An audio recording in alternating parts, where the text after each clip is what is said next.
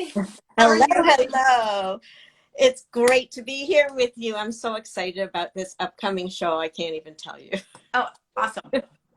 Have you been doing a lot of outdoor shows or shows in the Toronto area? Well, I've started doing some shows, but this is my first sort of big show. So, I got the banner in the booth and I got the Exciting. postcards and I'm ready to go. Awesome. And Great. Well, we're excited to have you participating as an artist. We've got a lot of great artists in this show, and we're happy you're able to join us. Um, if you want to tell us a little bit about your art practice, because you're more of an artist, author, right? You write. So yes, that's right. yeah. Yeah, so my main gig is I'm a children's book author. I've been writing books for quite a while. I'm at least 150 years old. I've got 100 books, and some of you might even know A Porcupine in a Pine Tree. It was a very popular book here in Canada and sells year after year. So that book is actually paying for all my art supplies. Awesome. Fantastic. See, art and letters, they go together. That's right. And not too long before COVID, I started painting again and drawing. I had done it in my, younger days and had given it up because, you get paint all over the carpet and the dog and the kids and, changing a paint diaper is like not good. So I stopped and I started doing it again, but I started painting digitally. And you won't see too much digital art at Art in the Square, ArtWalk in the Square, or anywhere else because most people are still painting traditionally, which is great. But digital art is sort of in between regular traditional painting and photography. It's in between, and it's still real painting because, you're using pixels instead of paint. And that's sort of what my brand is, painting with pixels. That's But awesome. I use this. Right. I finger paint on my phone. Okay, Oh, so wow. yeah. So do you want to see what some of the Yeah, things look like? that's Okay, I'm awesome. gonna So on a small device like that, you paint? I paint on a phone, and I finally, for my birthday, I got an iPad, so now I can paint on a little bit bigger surface. It really doesn't make Wow. much difference, except that it's easier than to blow up to bigger scales. When you start with a bigger canvas, it has a little more memory. But let me see if I can turn you around here to, how am I gonna, Oh, you just froze there. Hopefully she didn't just log off. Digital painting is a really interesting technique. I've actually been able to play with it myself. Oh, there she is. Great. I thought you were going to log off there for a oh, second. there we go. Okay, A little bit. okay. So let me turn you around. Okay, so these are some of the paintings that are going to be in the Art Walk in the Square. And this one, you can see it's sort of glowing a Yeah. little bit. It's painted on metal. It's been so that depending on the light, it changes colors. And it's That's just beautiful. totally cool. When I got them in, I was like, oh my God, look at that. So And are they all on metal and then do you do a coating on top of that, or is it just the metal and like the print on the metal? what you do, well, I work with a printer and they, oh, and this is acrylic. So it's clear and it's a little shiny. It looks a little bit more like resin, Right. right? So you get a different effect. And then these are just on paper, right? They're ready to go in their frames. So Right. we just give you a little office studio tour, right? It's pretty well covered with all of the supplies. Woo, you get the tour. I also make miniatures. Oh, wow. Cool. So there you go. I like flowers, so little gardens, and that's kind of it. So we spin around again. Here, I'm back. Now, you had a question. I'll answer.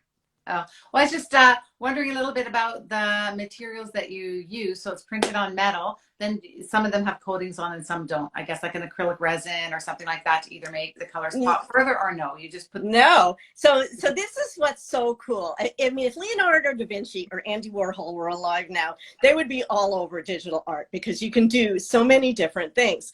So what I do is I paint on my phone or on my computer screen. I can print out on paper and I can make a beautiful, original print for you. And I make them usually in limited editions, depending Right. on the size and shape. So that, if you get a big painting from me, there'll only be one in that size, shape, whatever it is. It can be an original one, just like that. But if I want to make it bigger, I can print it on anything. So there's metal panels, and when you print them on metal, they come out just the way you saw the one that's sort of glowy and shimmery. Yeah, it's beautiful. Or acrylic panels. You don't have to do anything else to them. So I Oh, am investigating. You can put them on canvas, you can put them on clothing, you can put them on a building, so I can do them really big, like for a lobby in a hotel. You hear me, hotel chains?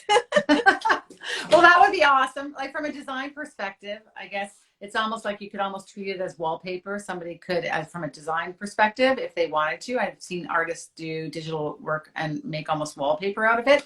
But I think the idea of doing huge scale is pretty awesome, right? Like, But it's a I can lot. do it in any scale. So it gives you that flexibility that you can get because it's digital, like photographs. You can make them big, small, whatever, and you can alter them in whatever ways, but it's still painting. I'm still Right. painting with my hands, my finger is my brush, or sometimes the stylus, and the software lets you change it up so that you can have a flat brush stroke or a cartoon line or something that looks rich and oily, watercolor.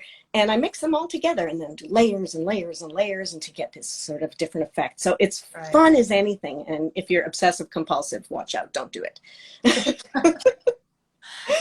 And talk a little bit about your subject matter. It seems like you're showing us there, and I went on your website. It looks like there's a lot of floral. Is that something that you're attracted to? Like, why floral? Like, why? Like, what's your subject matter, and what are you actually trying to project with, like, your imagery that you actually end up with? Like, what's your inspiration? I guess from that. So it's really simple. I love flowers and I love color.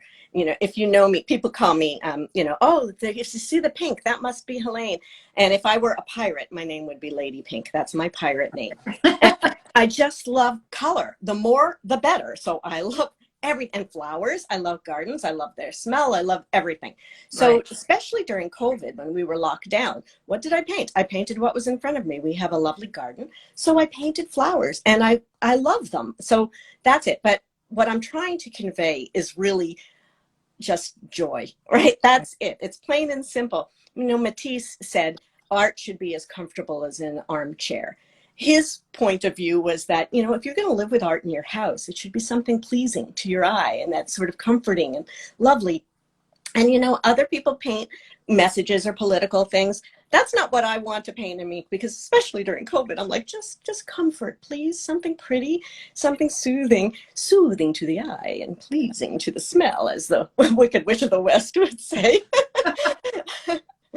No, But I agree with you. I paint for joy as well, and I think that there's just something really beautiful about that, right? Like you just like the impression is there, and it's more about the feeling that the overall piece will evoke, whether it's like floral or landscape or whatever. You can project that with your floral because that's something that you love, and people can kind of continue and add on to that story. Like I think that's beautiful. And the color, yeah, your work's very, very vibrant. Some's more abstracted than others. So is that something that you like to play with? Like some more realism, or some a bit more real, some a little bit more abstracted? Is that yeah, so the way my process works is I start generally with a photograph, and then I paint what I'm looking at. So it tends to start out more realistic.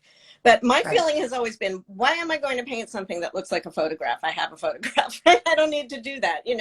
So then adding changes to it, and it becomes more and more abstract as it goes. And if I sit down and do a painting session, I might wind up with 100 images starting from that one picture. And you won't know if you look at some of them along the way that they all started in the same place, because they come out very different. So some are very bold and abstract, some are softer. They're all different. And then when I decide what I'm going to print and what I'm going to keep, I may choose different ones from the series. So some of them look better, towards the beginning when they're more realistic, and some of them look better when they're kind of like out there, Right, and you right. never know. So it's that exploring, it's the freedom, it's play, it's all play. Like there's nothing to be scared of. Just do it, enjoy yourself, have fun, and you'll surprise yourself. And all those accidents that happen, they're like gifts. They're Yeah, gifts. You go, whoa, I didn't expect that, but hey, that's cool. I'll go with it. yeah. And that's how I learn. So Well, I can see your energy and how you talk and everything is very much like almost like you. So your work is very expressive and explosive with color and joy and everything. And I hope that people will be able to come out and see you at the show and kind of feel that energy evoked in your work. I'm excited to see your work in person as well. It'd be fun to see. I haven't really seen prints on acrylic before, so I'm looking forward to seeing how that kind of like works out. Yeah, is there anything else that you'd like to share about what you might be bringing to the show, or what you're hoping to present at the show, or maybe share some of your social, like how can people find you? Do you have anything else coming up? So yes, I will be doing the NTGA show this weekend. I'll be at 91 Melrose along with 3 other artists, and we'll be showing what you see. What I'll show you again, what the turnaround, silly. There we go. Right. These will all be at the show. These are the ones that I prepared to display coming up this fall. And doing that. I really hope everybody comes and sees me in person at Art Square. You too, Angela, because I'm scared to death. I'm scared to death that I will have done all of this work and prepared and panicked and stayed up at night kind of with my eyes pasted to the ceiling, and then nobody will come and they won't see me and I'll be like, oh, nobody likes me. I don't want that. So that's art. And the other thing is, there's the shop, the online shop for ArtWalk. You can click on that and you can preview all of the work and you'll be able to buy it online even if you can't come in person. So please go there, check out all the artists. I looked at the art list. Everybody that's there, it's one person better than the next. And it's better than last year's show. Like when I look at who's there and what they're doing, oh my gosh, I'm like, I hope I can get out of my booth and look around. Yeah, well, it's grown a little bit. Often people come, or artists come early and they do their walkthroughs, but it's definitely, the show's growing. So we're excited about that. There's over 100 artists participating. I think there's 95-ish artists participating on site, and then another 17 or so that are just online. So for sure, check out the online because there's additional artists who can't be in person. But yeah, the show is extended online for an additional week. So if you can't get out, or if you see something that you love at the show, you can come back and look at the stuff online, and you can connect with artists online as well. So we're excited about the show. We're excited you'll be part of it. And you can follow Helene online. And she's got a really beautiful website. You can check her out there, and hopefully we'll see you there. So it's Helene Becker Art on Insta, and is my website is Helene Becker Art. Sorry, I think I talked over that. Can you repeat that? So my website is Helene Becker Art, and so is my Instagram account is Helene Becker Art. And if you're interested in books, it's just helenebecker.com is the book site. Awesome. All right, well, we'll have to check that out too. Thanks so much for joining us, and looking forward to seeing your work at the show. And same here. Have a good one. Bye-bye. Bye.